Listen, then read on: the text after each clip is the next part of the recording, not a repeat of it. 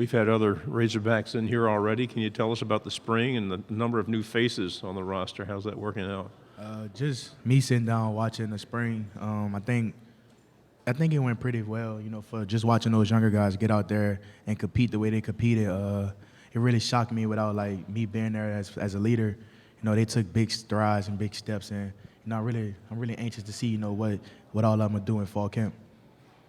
Is it up to you and others like you to teach the culture and get them going fast? Yeah, it's up to us. We want to have a player-led team, and that's really what we've been emphasizing.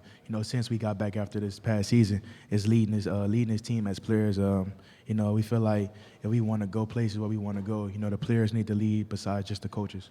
Okay, we have a question here on the right. Over here, Scoota. Chad was saying he wants to name a quarterback as soon as possible. Is it, even as a defensive player, is it important to have somebody to rally around? Yeah, we've been talking about that, in our senior leadership councils. We need a quarterback, basically by week 1. And, when we do name the starting quarterback, I mean, if it's his job, up to lose his job, just give him a chance, but we do need a leader to be at that quarterback position. Okay, right here, right in front of you. Scoota, if you could just kind of touch on that time that you were out nursing that injury, what did you take away from that in terms of just being able to watch the game from that vantage point that you can take with you moving forward? Me just being out, man, it made me sit back and just realize how much like the passion I have for the game, and just the effect that I have like on the younger guys, just how much like they watch and look up to me, and like how much that I could teach those younger guys and help better them. Over to your right, behind the cameras. Scoota, what's the biggest difference between Brett Bielema at Arkansas and Chad Morris at Arkansas? Well, when Coach B was here, he just had his coaching staff was different from Coach Morris' coaching staff. I think Coach B's staff was more, before he left, was more about teaching us how to do things certain ways, and Coach Morris was about on the run, how I guess they do it at the next level. They'll teach us, and then we go out there and try to, go over it on the field. So it's different teaching ways, but it was pretty similar to me, though. Right here in the middle, camera.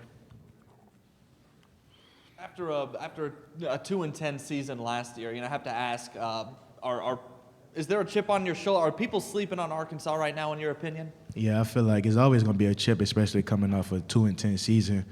We way talented than what our record shows.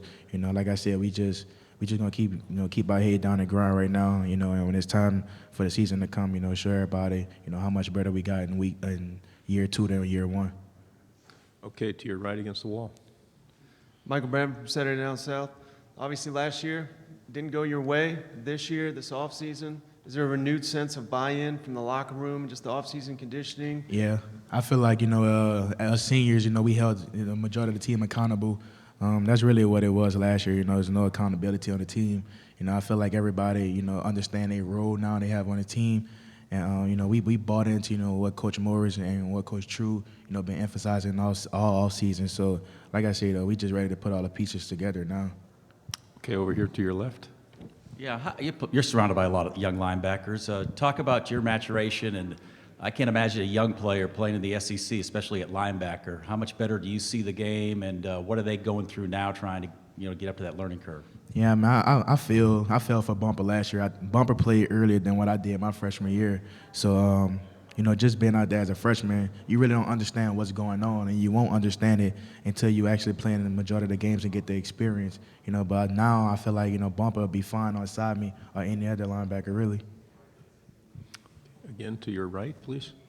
Scoota, in addition to that, 52 freshmen on the roster this year, 28 sophomores. It's a very young team for the second straight season. Do you anticipate any growing pains, and especially getting those freshmen their first SEC experience in week 2 at Ole Miss? Yeah, I mean, I feel like we'll have growing pain regardless of the fact who we have on the roster, just by, us bringing in the new faces at all type of positions on the offensive side. So, and I think the freshmen will be fine. They got 4 games, before you get a chance to redshirt. They help build on their experience. So, I'm looking forward to seeing, what they'll do.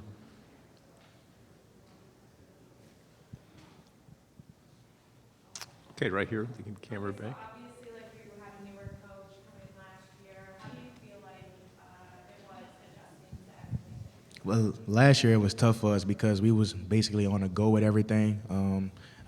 Trust factor and accountability played into it, but now I think, everybody, like I said, we understand, what's going on, and we just got a bigger purpose until now, and everybody's bought in. Again, here on your left. I know it's early, but any freshmen that give you kind of the wow factor that you've watched them and said, whoa, hard to believe this guy's 17, 18 years old? I think one of the guys on the defensive side was Soley at defensive end. Just when I think he was going through some drills, and I was like, we didn't know how athletic Soley was. He got some things, that most upperclassmen don't have. So we really feel like, if Soley have a big camp, he'll be in out too deep and he'll do something special for us. I know Greg Brooks. While some people, I knew Greg from home, but, Greg Brooks took over that start nickel role for us, and he wowed some people. And, Trey Knox on the opposite side of the ball, wowed us at the receiver. Again, to your right, in the back, behind the cameras. Scoota, any difference in the discipline with Coach Morris than what it was before when you got to Arkansas? I think, I can speak on the discipline from this year and last year. It's a big difference. Most guys not getting in trouble. Like last year, we just been holding each other accountable. So, less off the field, issues, it'd be better for us on the field. Right here in your front, to your left. There's been a lot of talk in the media about college players potentially profiting off their name, image, and likeness. How do you feel about it, and is that something that you and your teammates talk about? I think everybody talk about it. We even talk about it in the classroom, but it's not really much that we could do about it, so it's not nothing that we really stress over. To your right, third row. Scoota, back to the freshman. You're a Louisiana guy. Devin Bush is a really highly touted defensive player out of Louisiana. What do you see from him, and what kind of talent pool is Chad Morris pulling from down there? Well, Coach Morris did a terrific job, just bringing in all these freshmen. They're very talented. Devin Bush come from a great background in high school at Edna Carter. So, him, getting in at this level really wasn't as difficult as for him. It's just going to be difficult for the change of speed and the experience once he get out there. He's been handling it fine so far, but it's a big difference going against somebody else than your own teammates. Again, on your right. I don't think there's a coordinator in the SEC that's got more experience than Coach Chavis. So what's it like working under Chief? Well, Chief more laid back now. Most of us joke around and be like, we wish, we could get coach around Chief, in his prime because we watch some of his older tape, but, he's still a high energy guy. He's just more laid back and more teaching now. Yes. What are your thoughts on the transfer portal? It's obviously a newer thing. So what do you think about it? I don't really like the transfer portal. I feel like everybody should have to sit back and earn a spot like everybody else in college football. And I feel like highly recruited guys who hit the transfer portal always wind up being eligible at another school, and guys at smaller schools have to sit out. So I don't really like the transfer portal. Okay, again here. All right, you're the SEC's leading tackler. You did get all the preseason love.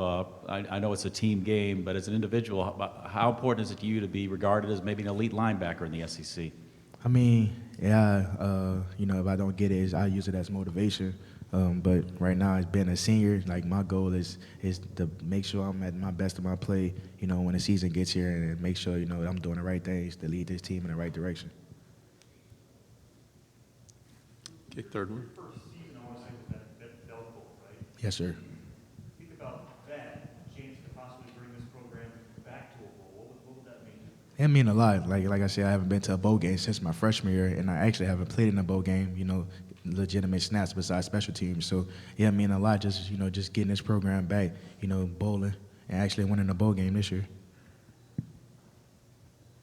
When you look in the locker room now compared to maybe your freshman year, what's the difference in talent? You see y'all being close? Well, my freshman year, I was there with majority of guys. They was about 2 or 3 years older than me. So talent-wise, it was kind of similar. I feel like now, when you got all these talented younger freshmen, 52 of them, you never know how many of them that'll be, real elite or great. So probably in the future right now, if they stay on the path they are and keep getting better, they'll be as talented as the class I got here my freshman year.